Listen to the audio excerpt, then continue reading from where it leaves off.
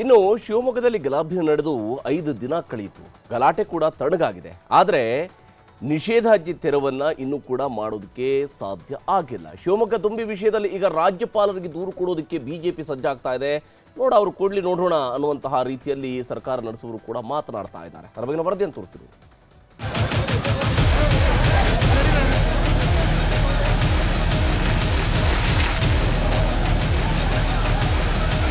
ಪೊಲೀಸರನ್ನೇ ಅಟ್ಟಾಡಿಸಿ ಹೊಡೆದ್ರು. ಎಸ್ಪಿ ಮಿಥುನ್ ಕುಮಾರ್ ಮೇಲೂ ಕಲ್ಲು ತೂರಿದ್ರು. ಪೊಲೀಸರನ್ನೇ ಹೆದರಿಸಿದ್ರು, ಬೆದರಿಸಿದ್ರು. ಬ್ಯಾರಿಕೇಡ್ ಕಿತ್ತೆಸೆದು ಹಿಂದೂ ವ್ಯಕ್ತಿಯನ್ನ ಮನಸ್ಸೋ ಇಚ್ಛೆ ಥಳಿಸಿದ್ರು. ಅಕ್ಷರ ಕಲಿಸಿದ ಶಿಕ್ಷಕರನ್ನು ಟಾರ್ಗೆಟ್ ಮಾಡಿದ್ರು. ಶಿಕ್ಷಕಿ ಕಾರನ್ನ, ಮನೆಗಾಜುಗಳನ್ನ ಪೀಸ್ ಪೀಸ್ ಮಾಡಿದ್ರು. ಈಗ ಶಿವಮೊಗ್ಗದ ರಾಗಿಗುಡ್ಡ ಹಿಂಸಾಚಾರದ ಮತ್ತೊಂದು ಕ್ರೂರ ಮುಖ ಬಯಲಾಗಿದೆ. ಅದು ಬಾಣಂತಿ ಮತ್ತು 1.5 ತಿಂಗಳ ಮಗುವನ್ನು ನೋಡಿದೆ.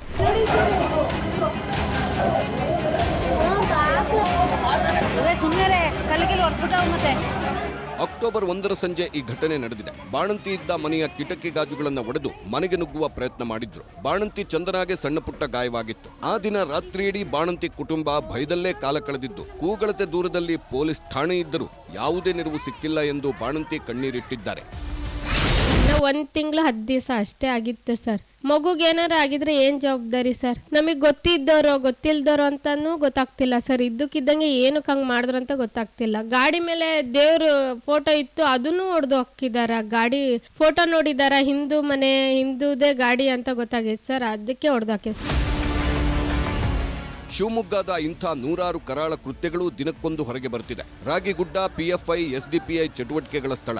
ಈ ರೀತಿ ಕಾರ್ಯಕ್ರಮಗಳಿಗೆ ಅವಕಾಶ ಕೊಡಬಾರದು ಅಂತ ಮಾಜಿ ಡಿಸಿಎಂ ಅಶ್ವತ್ಥನಾರಾಯಣ ಪ್ರತಿಕ್ರಿಯೆ ನೀಡಿದ್ದಾರೆ. ಕೋಲಾರ, ಶಿವಮೊಗ್ಗದಲ್ಲಿ ಕತ್ತಿದ್ವಾರಕ್ಕೆ ಅವಕಾಶ ಕೊಟ್ಟಿದ್ದಾರೆ. ಇದರಿಂದಾಗಿ ರಾಜ್ಯದಲ್ಲಿ ಶಾಂತಿ ಸುವ್ಯವಸ್ಥೆ ಹದಗೆಡುತ್ತಿದೆ. ನಾವು ರಾಜ್ಯಪಾಲರಿಗೆ ದೂರು ಕೊಡುತ್ತೇವೆ ಅಂದ್ರು. ಆದರೆ ಸಿಎಂ ಸಿದ್ದರಾಮಯ್ಯ ಮಾತಾಡಿ ಯಾವುದೇ ಪಕ್ಷದವರಿದ್ರು, ಯಾವುದೇ ಸಂಘಟನೆಯವರಿದ್ರು ಬಿಡಲ್ಲ ಅಂದ್ರು. ಆದರೆ ಸಿಟಿ ರವಿ ದಾವಣಗೆರೆಯಲ್ಲಿ ಮಾತಾಡಿದ್ರು.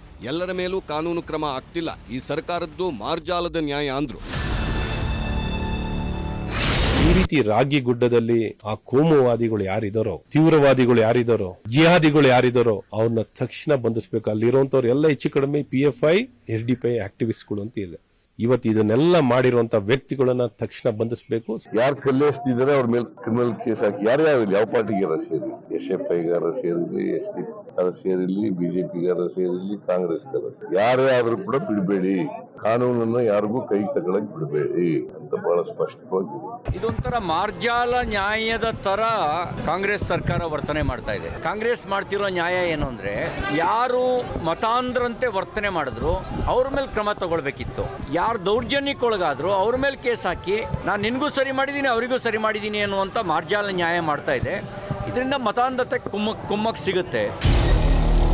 ಸಿಟಿ ರವಿ ಹೇಳಿಕೆಗೆ ರಾಮಲಿಂಗಾರೆಡ್ಡಿ ಗರಂ ಆದ್ರು. ಸಿಟಿ ರವಿ ಪ್ರಚೋದನಕಾರಿ ಭಾಷಣ ಮಾಡ್ತಾರೆ. ಬಿಜೆಪಿಯವರು ಮಾಡುವ ತಪ್ಪುಗಳಿಗೆ ಹಿಂದುತ್ವ ಗುರಾಣಿ. ನಿಜವಾದ ಹಿಂದೂಗಳು ನಾವು ಕಾಂಗ್ರೆಸ್ಸಿಗರು ಅಂದ್ರು ರಾಮಲಿಂಗಾರೆಡ್ಡಿ.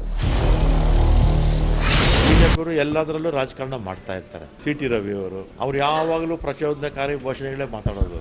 ಆಮೇಲೆ ಇವರು ಮಾಡೋ ತಪ್ಪುಗಳಿಗೆಲ್ಲಾನು ಗುರಾಣಿ ತರ ಹಿಂದುತ್ವ ಅಂತಾರೆ. ಇದು ಲಾ ಅಂಡ್ ಆರ್ಡರ್. ಈಗ ಅವ್ರಿಗಿಂತಲೂ ಒರಿಜಿನಲ್ ಹಿಂದೂಗಳು ನಾವು, ನಿಜವಾದ ಹಿಂದೂಗಳು ನಾವು ಕಾಂಗ್ರೆಸ್ನವರು.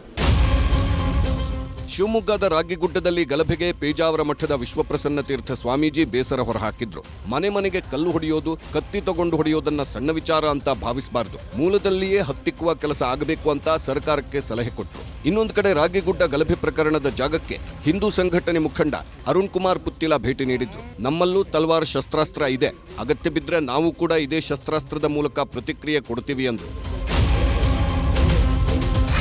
ಸಣ್ಣ ವಿಚಾರ, ಮನೆ ಕಲ್ಲು ಹೊಡೆಯೋದು, ಕತ್ತಿ ತಗೊಂಡು ಹೊಡೆಯೋದು ಸಣ್ಣ ವಿಚಾರ ಅಲ್ಲ. ಯಾರು ಕೂಡ ಇದನ್ನು ಸಣ್ಣ ವಿಚಾರ ಅಂತ ಭಾವಿಸದೆ ಇಂತಹ ಗಲಭೆಗಳನ್ನು ಮೂಲದಲ್ಲಿ ಹತ್ತಿಕ್ಕಿದ್ರೆ ಮಾತ್ರ ಆವಾಗ ನೆಮ್ಮದಿ ಸಮಾಜದಲ್ಲಿ ಬದುಕಲಿ ಬಾಳಲಿಕ್ಕೆ ಸಾಧ್ಯ. ಹಾಗಾಗಿ ಯಾವುದನ್ನು ಕೂಡ ಸಣ್ಣ ವಿಚಾರ ಅಂತ ಇಂತಹ ಕಾರ್ಯಗಳನ್ನು ಗಮನಿಸದೆ ಅದನ್ನಲ್ಲಲ್ಲಿ ಹತ್ತಿಕ್ಕುವ ಕೆಲಸ ಅದು ಸರ್ಕಾರದಿಂದ ಆಗಬೇಕು. ಕಾಂಗ್ರೆಸ್ ಸರ್ಕಾರ ಇವತ್ತು ತಲವಾರು ಹಿಡಿದು ಮೆರವಣಿಗೆ ಮಾಡೋದಕ್ಕೆ ಅವಕಾಶ ಕೊಡ್ತದೆ ಅಂತ ಹೇಳಿ, ಆದ್ರೆ ನಮ್ಮಲ್ಲೂ ಕೂಡ ತಲವಾರು ಇದೆ, ನಮ್ಮಲ್ಲೂ ಕೂಡ ಶಸ್ತ್ರಾಸ್ತ್ರ ಇದೆ. ಅನಿವಾರ್ಯ ಸಂದರ್ಭ ಬಂದ್ರೆ ಇದೇ ಶಸ್ತ್ರಗಳ ಮುಖಾಂತರ ಪ್ರತಿಕ್ರಿಯೆಯನ್ನು ಕೊಡೋದಕ್ಕೆ ಹಿಂದೂ ಸಮಾಜ ಸಿದ್ಧವಾಗಿದೆ ಅನ್ನತಕ್ಕಂತ ವಿಚಾರವನ್ನ ಸರ್ಕಾರಕ್ಕೆ ಹೇಳೋದಕ್ಕೆ ಇಚ್ಛೆ ಪಡ್ತಾ ಇದ್ದೇನೆ. ಸದ್ಯಕ್ಕೆ ಶಿವಮೊಗ್ಗದ ರಾಗಿಗುಡ್ಡದಲ್ಲಿ ನಿಷೇಧಾಜ್ಞೆ ಮುಂದುವರೆದಿದೆ. ಶುಕ್ರವಾರದ ಸಾಮೂಹಿಕ ನಮಾಜ್ಗೂ ಅವಕಾಶ ನೀಡಿಲ್ಲ.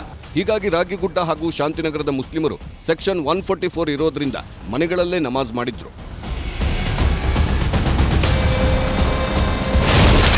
ಶಿವಮೊಗ್ಗ ತಣ್ಣಗಾಗ್ತಿದ್ದಂತೆ ಮಂಗಳೂರಲ್ಲಿ ಕಿಚ್ಚು. ಕೋಮು ಗಲಭೆಗೆ ಪಿಡಿಒರಿಂದಲೇ ಪ್ರಚೋದನೆ. ಈದ್ ಮಿಲಾದ್ ದಿನ ಮಂಗಳೂರಿನಲ್ಲೂ ಶಾಂತಿ ಕದಡುವ ಕೆಲಸ ನಡೆದಿತ್ತು. ಕಿಡಿಗೇಡಿಗಳು ಗಣಪತಿ ಕಟ್ಟೆಯಲ್ಲಿ ಹಸಿರು ಬಾವುಟ ಗುಂಬಜಿಟ್ಟು ಗಲಭೆಗೆ ಯತ್ನಿಸಿದ್ರು.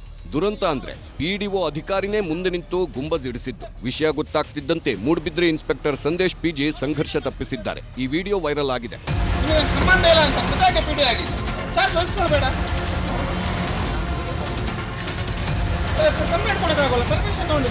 ಕೋಲಾರದ ಬಂಗಾರಪೇಟೆಯಲ್ಲಿ ರಾತ್ರೋರಾತ್ರಿ ರಸ್ತೆ ಮಧ್ಯೆ ಗುಂಬಜ್ ನಿರ್ಮಿಸಲಾಗಿತ್ತು. ಸಂಸದ ಮುನಿಸ್ವಾಮಿ ಹಾಗೂ ಕೆಲ ಬಿಜೆಪಿ ನಾಯಕರು ರೊಚ್ಚಿಗೆದ್ದ ಮೇಲೆ ತೆರವುಗೊಳಿಸಲಾಗಿದೆ. Bureau report, news 18 Kannada.